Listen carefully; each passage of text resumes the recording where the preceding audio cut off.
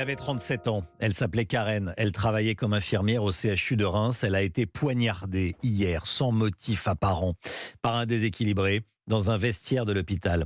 Prise en charge en urgence absolue, elle a finalement succombé à ses blessures. Wilfried de Villers avec nous. Bonjour Wilfried. Bonjour. L'émotion est forcément immense aujourd'hui dans le monde médical. Oui, en particulier au sein du CHU de Reims. Le choc hier déjà et ce matin surtout à l'annonce de la mort de l'infirmière. Comme pour Lydie Quiche, la secrétaire adjointe du syndicat Force ouvrière au CHU, qui a appris le décès de sa collègue sur Twitter ce matin avant d'arriver à l'hôpital.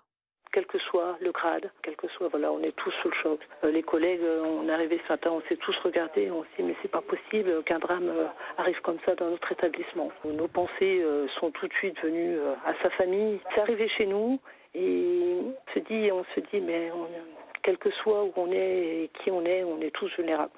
Une cellule psychologique a été mise en place dès hier. Pour ce qui est de l'autre victime, la secrétaire médicale également blessée, son pronostic vital n'est plus engagé. Une séance d'hommage et 1 minute de silence auront lieu tout à l'heure au CHU. Wilfried, vous allez nous en dire plus dans un instant sur le profil de l'assaillant. Mais juste avant, on va écouter la réaction du ministre de la Santé, François Braun. C'était ce matin. Je veux d'abord avoir une pensée pour les familles, pour les proches, pour les soignants, bien entendu, de cet hôpital, pour tous ceux qui sont intervenus sur ce drame et d'une façon générale pour l'ensemble des soignants, bien entendu. Le temps est maintenant au recueillement. Pour autant, l'agression d'un soignant est quelque chose d'inqualifiable, d'inadmissible.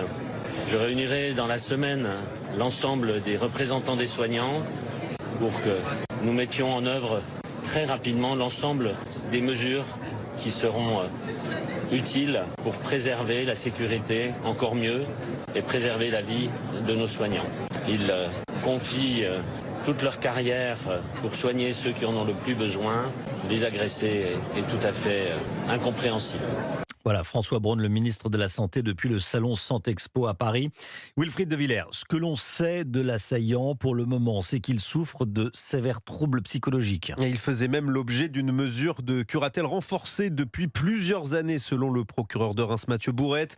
Hier, lors de son arrestation, l'homme tenait des propos incohérents. C'est ce qui est détaillé dans le procès verbal qu'a pu consulter Europe 1. Auprès des policiers qui l'ont interpellé, il a expliqué en vouloir au milieu hospitalier, assurant qu'à chaque fois qu'il croisera une blouse blanche, il la plantera, ce sont ses mots.